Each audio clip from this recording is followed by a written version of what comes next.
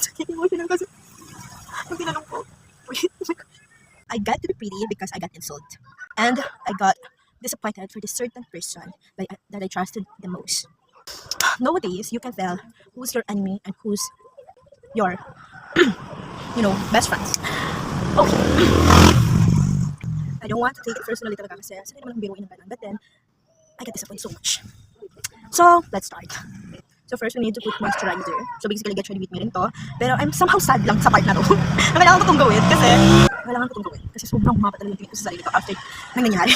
So okay. Ang nangyari kasi ganito. So basically, me and my friend, this certain friend of mine, talking about releasing off our cards. So ang pag-usapan namin, sige next time na tayo kukuha kasi wala naman yung frost namin ng araw na to. Kasi ngayon dapat kukuha ng card.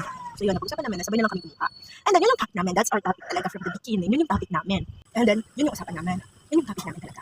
Tapos, di ko alam, out of nowhere and out of the topic, ang sabi niya, bakit ba ang lapad ng noo? Like, okay, first of all, sanay akong biruin ng ganito, okay? Sanay akong pagtuwanin yung forehead ko, or oversized forehead ko sa mga friends ko talaga. And yes, she's not an exception sa biruan na yun. Kahit siya, binibiro niya ako, and it's okay because it's part of my face and I love it, okay?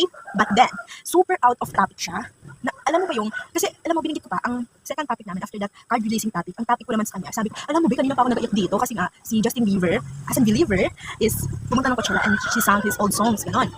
So yun yung parang sunod na topic na namin, yun yung parang inopen ko na topic namin. Tapos siya, yun yung topic naman niya, yun yung parang inopen niya na topic niya. So ang reply ko doon, maayos yung reply ko doon. Akala ko kasi, merong after joke dun sa sinabi niya na yun. Anyway, sorry sa ingay talaga, but I'm now putting my sunscreen. Okay, proceed tayo sa topic na yun. So, ang sagot ko naman dun sa sinabi niya, akala ko, naman, parang yun yung reply ko dun, sa naman, gano'n. So, syempre out of the topic, bakit naman nasabi niya yun, diba? So, naman, para bang nababalo siya masyadong sa nookot, papalami sa topic na yun. Tapos sabi ko, saan na naman ba? Gano'n, tapos sabi niya, sa sarili mo ba, hindi mo kilala yung sarili mo?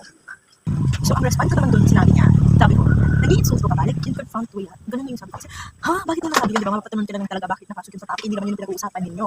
So, sabi ko, nag-i-insulto ka ba? Tapos alam mo kung ano yung response niya, Bi?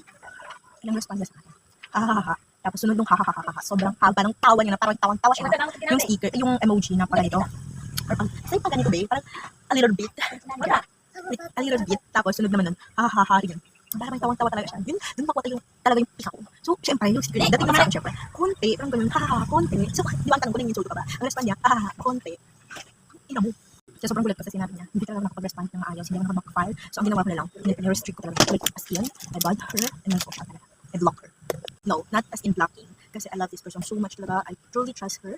Talagang ngayon lang talaga nakuha yung pika ko. Bad trip din yung araw ko. So, I don't want to block her agad. Like I said, I don't want to take it seriously or personally. Kasi for her, bino lang yun. Pero talagang ngayong araw, pikang pika ako, ay madaling nakuha yung pika ko talaga. Daming pika. Or as long as ayaw ko siyang i-take seriously or personally, talagang nainis ako. So, grabe talaga yung inis ko kanina na parang gusto ko tulog tanghali kanina. Pero, hindi ako makatulog kasi talagang, bakit niya nasabi yun? Bakit? Ano kayo meron? Bakit niya yung ipasok sa topic? Hindi naman yun pinag-usapan namin. Alam niyo, nag-overtake na ako sa relasyon namin. I'm starting doubting our friendship. For real, no joke. The most worst thing that happened dahil doon, sabi ko, I doubted our friendship and also I doubted my look. I doubted myself na dapat hindi naman, di ba? Kasi dapat every woman's fresh woman's. And yun yung parang fake ko na it's time to make them realize that they need to separate the insult and jokes. And kinlaro naman yun, hindi siya nag-joke di ba? Kinlaro naman yun she is insulting me. Yun yung parang, doon ako nasaktan na, nung tinanong ko siya, nung pinuplant ko na siya, ano ang sakit yung emotion kasi, nung tinanong ko, nung tinanong ko kasi siya, kung nag-insulto ko siya, as in, kinlaro niya na dun sa tawa pa lang niya, sa sister niya, oh my gosh, kasi yun naman ako ganun sa kanya, alam mo ba, nagsabi siya, nagpagsabi siya ng problem siya, I tried to give her an advice from an older, like me, advice sa kanya, ganun ako tapos I want also, hindi siya ganun, kasi hindi man lang siya advice sa akin kung may problema man ako, at least, diba, hindi siya nag-insulto na ganun kasi, bumaba talaga yung confidence ko, yung self-esteem ko sobrang baba kaya kailangan ko mag-advice ko, kailangan ko patalayan sa ko na that's not true, the insult is not true, diba? Oh my god, oh shoot, no, I'm really, okay, sabihin ko ay na, yes, wait lang, proceed tayo next time. So to clarify, my forehead is not my biggest insecurity, but it did make me insecure of it. Alam mo yung, yung parang, hindi naman ako dyan nakatingin lagi sa, like, hindi naman insecure. May pag may nagbibiro sa akin about it, tinatawanan ko lang. Pero hindi ko alam kung bakit yung certain araw, the certain people or person, but, okay.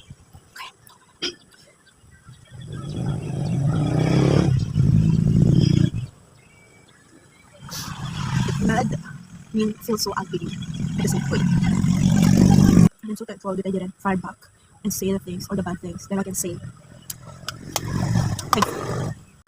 should I really block her and forget about her? Or should I still be friends with her? Well, no one deserves to be friend of who insulted you and disrespected you. So I think I'm gonna block her and just forget about her. Yes, so just me here making finalizing my makeup to make it forever. Yes! This is the final look. Wow. And yes, I'm here to tell you girlies that no one should insult and disrespect you. Mapababae, mapalalaki, bata, matanda man yan. If they ever insult and disrespect you, block them. No other words, block them in social media and also in your life. So yes, I'm on the way doing blocking this time. Okay, don't try over any petty things. Kaya ko lang naman siya hindi na-block, restricted lang yung inabot mo sa akin. Kasi I still hope for the apologized. Pero kung hindi mangyayari, it's okay. It's okay. And ayoko din maging petty na, girl, ang dami namang gumagawa ng sa'yo, ang dami nagpipigil sa'yo. Yun na nga, they joke about me, they joke about my forehead and anything about me. But they are joking. And I get it. I smile it. But you are not just joking. She, not you, she is not joking. She is directly insulting. I already confronted and he clearly see that he or that she that she is insulting me for real. So I'm blocking her for real. And yeah, that's it guys. Bye bye.